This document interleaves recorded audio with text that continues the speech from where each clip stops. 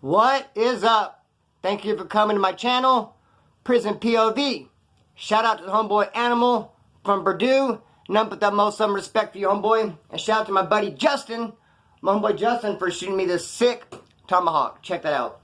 And he already sent me a knife, or two throwing knives actually. And this one, he sent me before, is obviously made by the same dude who made this tomahawk. Judging by the little cutout there. This one is numbered and signed. I appreciate it. And I've been throwing them, bro. And that's on my bucket list. If someone pushes up on me, boom, I would love to just hit him center mass. And can you imagine how Indiana Jones would that be? You'd just be like, or is it, or whatever.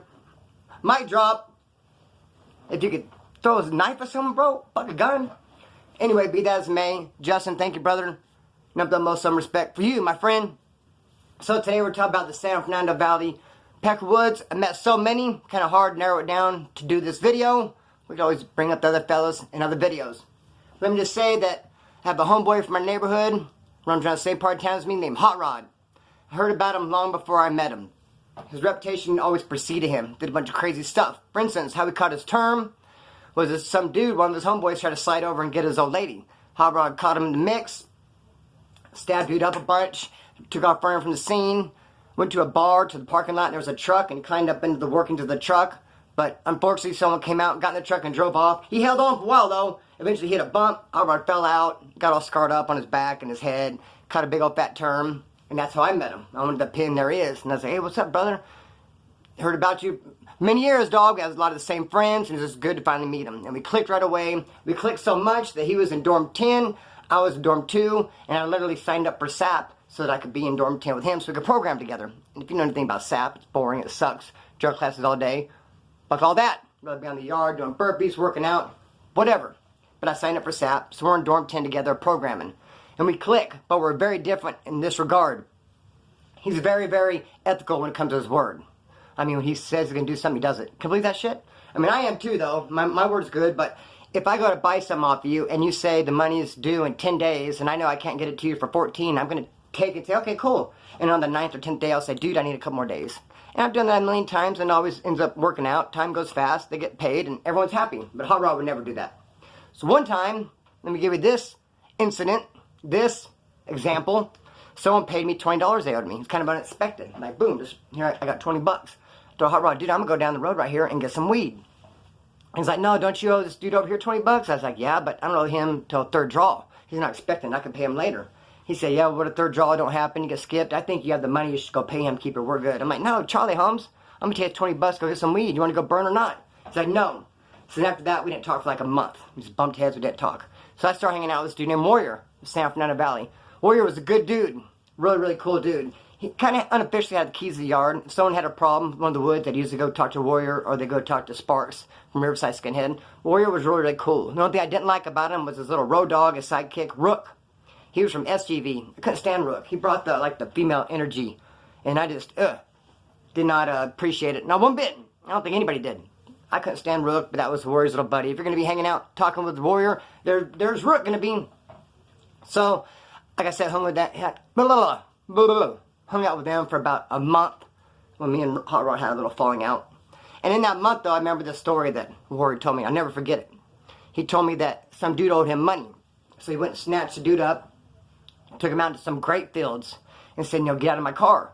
Dig yourself your own grave because I'm mad at you. I'm going to make you disappear. You owe me this money. So dude did get down there on his hands and knees, start digging his own grave, but he started hitting rocks. He couldn't dig anymore because his hands, he was hitting rocks.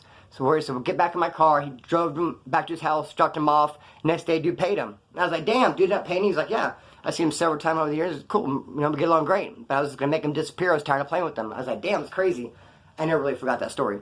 Anyway, Warrior and Rook, I ended up having a falling out with them as well. Because I got into it with the Southsider over some tattoos. They wouldn't have my back. Kind of left me hanging. So then I went and talked shit about them to Hot Rod. That's what made me and Hot Rod kind of start kicking it again. We bonded over me talking shit about, Warrior and Rook. Not really talking shit. Just the fact they left me hanging with the tattoo thing. Be that as it may. Chip on this, so. I got out from there. I was on the streets. Had me cars rolling around, and my car was full. Had the girl I was seeing with at the time, running shotgun, and I had another couple, a guy and a girl who I didn't know at all, and then some dude who I kind of knew. So 5 of us were driving. We're going from Oildale to Rosedale. It's kind of a distance. And on the way, there's all these fields. And I start cutting through these fields for a shortcut, and I get lost, and I end up in some grape fields. And everyone's like, hey, turn right, no, turn left, or you're going the wrong way, because we were kind of lost. I was like, look, I'm looking for the canal. Once I find the canal, I'll be able to find my way. I'm going to take the canal to the main road. I'm good. Everyone, turn right, turn left, turn right, turn left. And I go, look, this dude told me a story in prison. And got real quiet in the car. I was like, he said, he was driving around, he said this dude owed him money. So he brought him some grape fields, just like this, where we're at now. He brought him out there in the grape fields, made him dig his own grave because he owed him money. He was going to make him disappear, he said. The guy was digging. He couldn't dig because he couldn't dig too deep because he started hitting some rocks with his hands. So the guy took him back in his car, dropped him off. The guy paid him the next day. I was like, I wonder if there's rocks out here in these grape fields. I mean, can you imagine grape fields like this, having to get out and dig your own grave? Finally, found the canal. I drive. It kind of gets quiet out after that in my car. I find the main road. I drive. I got to go to the gas station. I'm really low on gas after all this driving around. Pull up at the gas station, the pumps. I go to walk in. The dude who has the girlfriend, the couple, the male of the couple that was riding with me, he got out and was going too. He's walking kind of fast. Thought he had to go to the bathroom.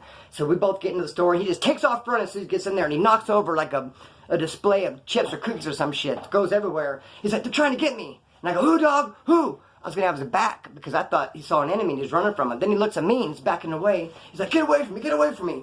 I'm like, whoa. I was like, tripping on me. I was like, me, dude? Like, huh? What? Whoa, I'm out of here. So as I went to my car, I saw his girlfriend. She heard the commotion. She's walking towards the store. I said, I got to leave you guys here. I go, he's on something. He's like, tripped out. Peace. Deuces. So I got my car to split. I was like, dude, the guy's tripped out, man. He thought I was going to, I don't know. Be that as it may. So yeah, I'll never forget that story about the grape fields. But trip on this. My very first term, I go to McFarland CCF. I get in. The dorm B4. Don't have any homeboys in there. They have bunk beds against the wall. And then they have what they call Cadillac racks as single-man bunks in front of the bunk bed. It seemed like it'd be cool because you don't have a bunkie. It's just your own rack. But it sucks because they're on Front Street. They're real close to the edge of the walkway. You want to try to get on the bunk beds at the camp, you got to wait for someone to parole. So dude who slept next to me is this guy from Orange County. So right away, I'm making my bed and getting there, and he's like, hey, dude, you want to work a deal with me? He wants to go in half on a bottle of Creatine. We both buy this Creatine, and we take a shot in the morning, and we work out. We don't have to work out together, but we got on this Creatine program. I was like, yeah, sounds cool. I really took his word for it about the Creatine because he had these gloves. They're fingerless gloves and Velcroed. I'm like, dude, with gloves like that, and you wear them all the time, it's like, surely you know what you're talking about when it comes to this Creatine and working out, because, fuck, look at those gloves. So I went in half on the Creatine with them. The first morning we got it, we took a shot, and worked out, blah, blah. A couple nights later, though, I'm playing pinochle. And I happened to notice him in his bed area, and he's doing push-ups. The reason why it caught my eye is it trips me out when people do push-ups in the bed area, or at least if it's close to my bed area, because it can swing sweat everywhere. I mean, go work out outside, or there's other areas in the dorm to work out, but not really in your little bed area. It's not a big area. But anyway, I'm thinking playing pinochle, watching him work out. Not watching him, but catching my eye, like I said.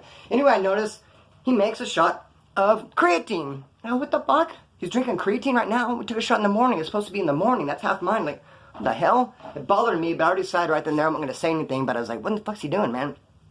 So I decided to let it go. Maybe he just took whatever. Then the next day, the very next motherfucking day, I'm taking a shower, and I got my back to the shower when the water's spraying on me, and I can see the day room, and he's walking towards me, because there's the water fountain right here, and in his hand, he has a creatine cup. It has a lid on it. And I couldn't help but notice, oh, fuck, my zipper's been unzipped this whole motherfucking time. Sorry about that. Shit. Should I do this video over? Gosh darn it. My bad. He comes walking towards me with his creatine cup with a lid on it. Sure enough, he made another freaking, he walks away doing this number, and he made another thing of creatine. Now I'm pissed. Now I cannot tolerate this. And I'm going to be really pissed if I go to watch this video back, and my fly's undone. Why didn't you guys tell me, man? Damn it. Oh, well, it should be all good. So, anyway, he got the creatine. Now I'm pissed. I was right in the process of washing my boxers and socks, because that's what you do. You don't turn them into the laundry. You get yourself some new boxers and socks, and you wash them there. I just grabbed those boxers and socks and threw them away. I didn't want to fuck them. I went over and I jammed, what's up, dude? You taking creatine? What the hell? He's like, yeah, you can too. I was like, what do you mean I can too? You said in the morning that we're going to do a shot. And I seen you last night when I was playing Pinocchio, you did a shot. Now today, I was like, what the fuck, dude? Is it free-for-all? He said, no, just get one whenever you want. I said, no, that's not the deal. Matter of fact, you're going to pay me back, man. You're going to buy me out. You're going to give me back all the money I put in. You can pay me back in suits or coffee. He was trying to resist. He was trying to argue, and I was standing firm. All of a sudden, I heard a voice, hey, Splinter, and get at you real quick, bro. And I looked, and it's this dude, the biggest dude on the yard. Never really had to talk to this dude at all. He's very, very quiet. He runs wood, but he mostly kicks with a Southsider. He sends from San Fernando Valley, and his name's Rocco. He says, let me get you real quick. I go, hey, what's up? So we go take a little lap.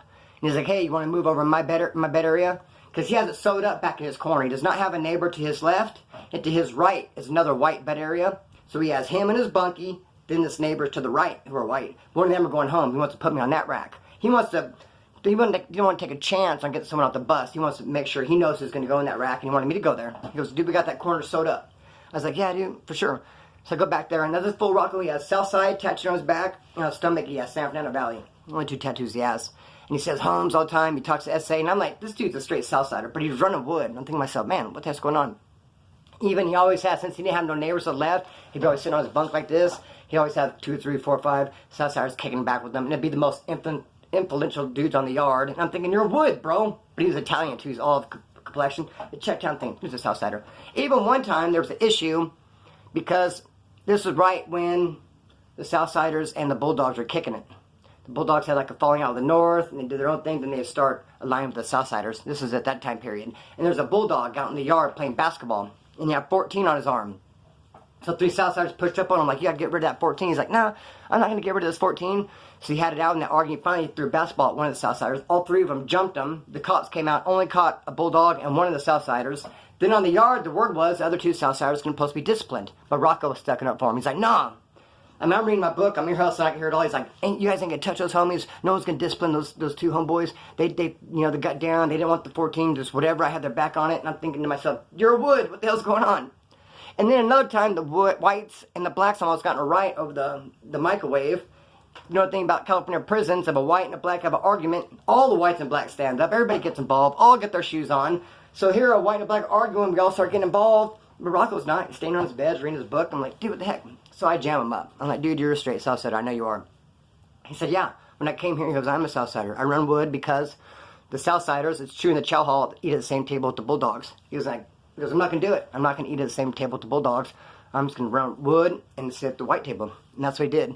So trip out on that. So he's a wood, but he pretty much called the shots for all Southsiders on the yard. Man, I could have got a lot of views if I would name the title of this video, Wood calls the shots for the Southsiders on the yard. But no, we're going to lump that video into the San Fernando Valley because he was from SFV, Cuyahoga Park, and he was a good-ass dude. Big still on the yard, hardcore workout routine. I did it with him once.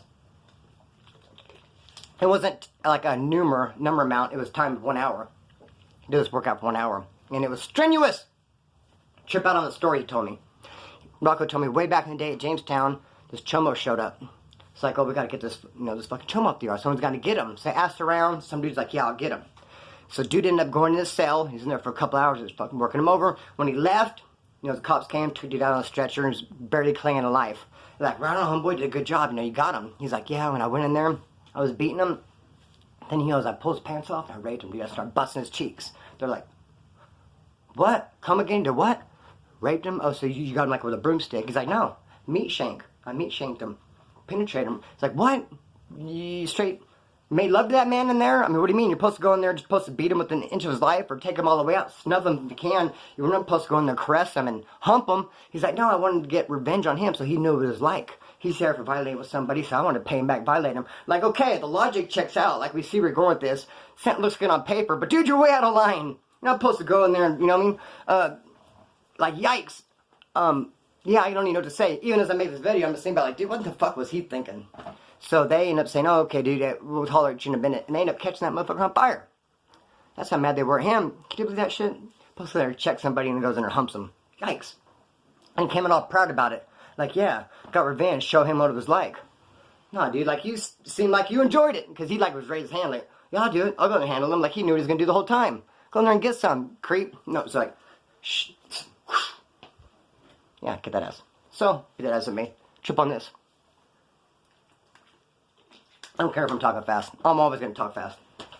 If I only have one person sitting here watching my videos going, I love the fast talking. Or if I have nobody, I'll shut it down.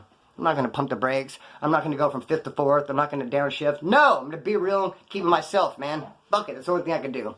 So, when I get to Soledad, Toro dorm, level 2 dorm, level 3 prison.